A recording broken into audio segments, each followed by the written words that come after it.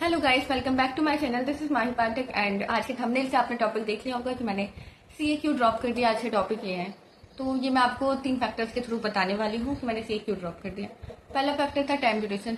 मुझे ऐसा लगा कि मैं आगे के 5 से 6 साल तक नहीं पढ़ सकती, और वो भी सीए का पासिंग परसेंटेज ही हमारा 1% जाता है, फाइनल का 1% या उससे भी कम जाता है।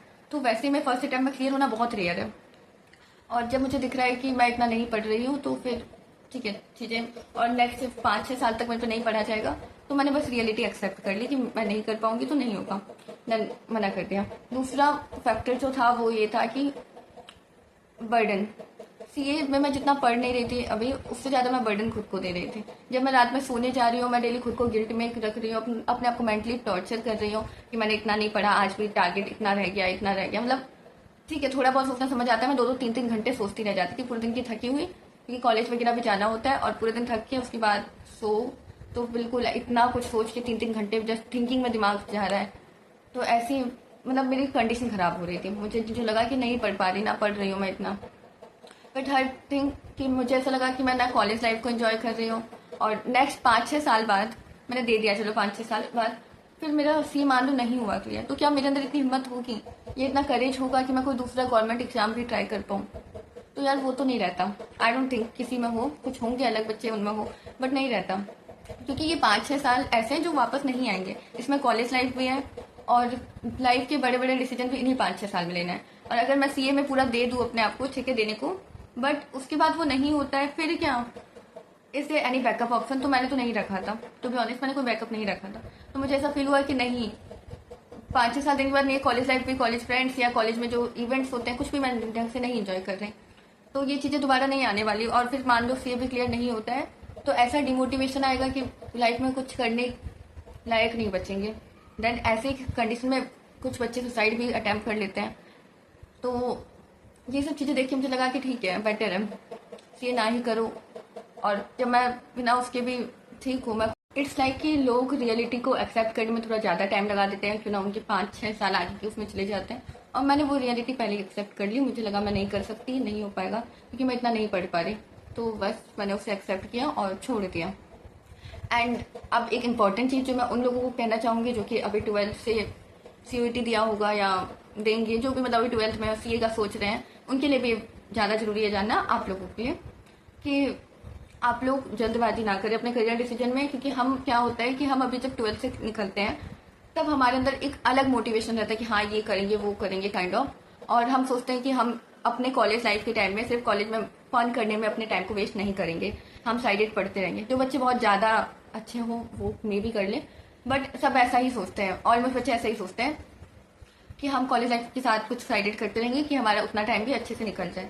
बट जब आप कॉलेज में आओगे, आपने सीयूईटी दिया होगा, तो आपको बहुत कॉम्प्लिकेशंस होंगी इसमें, क्योंकि रेगुलर कॉलेज लेना, उसके बाद चीज़ों को मेंटेन करना, टाइम मैनेज करना बहुत मुश्किल होता है। उसके बाद बच्चे अलग अलग इन्वायरमेंट के, आपका माइंड एक टाइम पे बिल्कुल फगड अप हो जाएगा, एक टाइम पे बहुत अच्छा हो जाएगा, इस टाइप का होगा। तो चीज़ों को मैनेज करना, इमोशनल बैलेंस करना, सब चीज़ें बहुत मैटर करती हैं उस टाइम पे। और उसमें बस हम जैसे हमने स्टार्टिंग में सीए चूज़ कर लिया, मैंने भी यही किया था। मैं बहुत मोटिवेट थी, और मैं अपने स्कूल में वन ऑफ द टॉपर थी अपने क्लास की, तो बहुत मोटिवेट थी कि हाँ बहुत अच्छे से मैं कर लूँगी सब। और उसमें फिर सीयूईटी में मेरा अच्छा गया था एग्जाम, तो बहुत मोटिवेटेड थी। तो मैंने कहा कि हाँ मैं सीए कर सकती हूँ। एंड वो वाला डायलॉग तो सबने ही सुना है कि सिग्नेचर की बहुत वैल्यू है, तो बस उसमें घुस गई, क्योंकि मुझे अकाउंट पसंद था।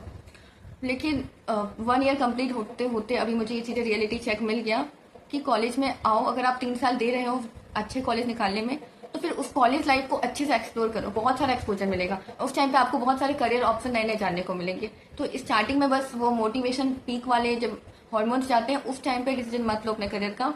जस्ट खुद को टाइम दो, 1 साल। अगर आपको सीए भी करना है तो मैं ये नहीं कह रही कि मत करो, ना मैं डिमोटिवेट कर रही हूँ, बट एटलीस्ट 1 साल अपने आप को दो कॉलेज लाइफ में। 1 साल जब आप दे दोगे तो आपको थोड़ा दिख जाएगा, आप थोड़ा एक्सपोजर भी मिल जाएगा कॉलेज का। चीज़ों को जब जान जाओगे, उसके अकॉर्डिंग बैलेंस करके टाइम आप कर लेना, तो फिर आप सीए परस्यू कर सकते हो। और देखो एज तो किसी की ऑब्वियस नहीं निकल रही, क्योंकि अभी हम 12th से जैसे आते हैं फर्स्ट ईयर में, तो सब कम ही एज के होते हैं, तो कोई लाइफ नहीं भागी जा रही है, कुछ इतनी भगदड़ नहीं है लाइफ में। इसलिए जस्ट चिल रहो, थोड़ा सा अपने आपको टाइम दो सोचने समझने हर चीज़ों में। जस्ट चीज़ें ले मत लो एकदम से, क्योंकि एक टाइम बाद वो चीज़ें बर्डन लगेंगी जब पढ़ा नहीं जाएगा, कॉलेज में ज़्यादा माइंड लगेगा। तो इसलिए ये मैं आप लोग को सजेस्ट कर रही हूँ कि फर्स्ट ईयर एटलीस्ट दो अपने आप को एक्सपोजर में ये सब चीज़ों में, कि आपको बहुत तरह की नॉलेज होगी कॉलेज की। फिर जाके आप आराम से कोई भी डिग्री या कोई भी प्रोफेशनल कोर्स आप आराम से परस्यू कर सकते हो। And now about this channel, तो अब मैं जैसा कि अब मैंने सीए ड्रॉप कर दिया और मैं इस चैनल पे अपने सीए से रिलेटेड ही मोस्टली वीडियो डालती थी, तो मैं अब कुछ अलग कंटेंट क्रिएशन करने वाली हूँ। तो अब इस चैनल पे आपको वो वीडियोस मिलेंगी, तो just wait and it's surprise. तो मैं नहीं बता सकती कि क्या वीडियो आने वाली है, बट अब इस चैनल पे अलग से आपको वीडियो मेरी देखने को मिलेगी and I am planning for it. और रेगुलर बेसिस पे अब वीडियो आएगी, मतलब लाइक एक वीक में 2 वीडियो 3 वीडियो ऐसे आएगी। तो कुछ अलग देखते हैं हटके, मैं सोच भी रही हूँ।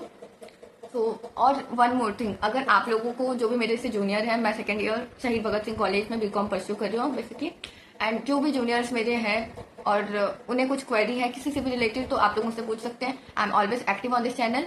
मैं सबके कमेंट्स पढ़ती हूँ, मैं हमेशा रिप्लाई भी करती हूँ। तो कुछ भी आप लोग को पूछना हो तो आप मुझसे आराम से पूछ सकते हो बिना कुछ सोचे। And stay supported to this channel, और नेक्स्ट जो भी वीडियोस आएंगे उनको भी अपना बहुत सारा प्यार देना आप लोग। And bye, this is all for this video. Bye guys, take care.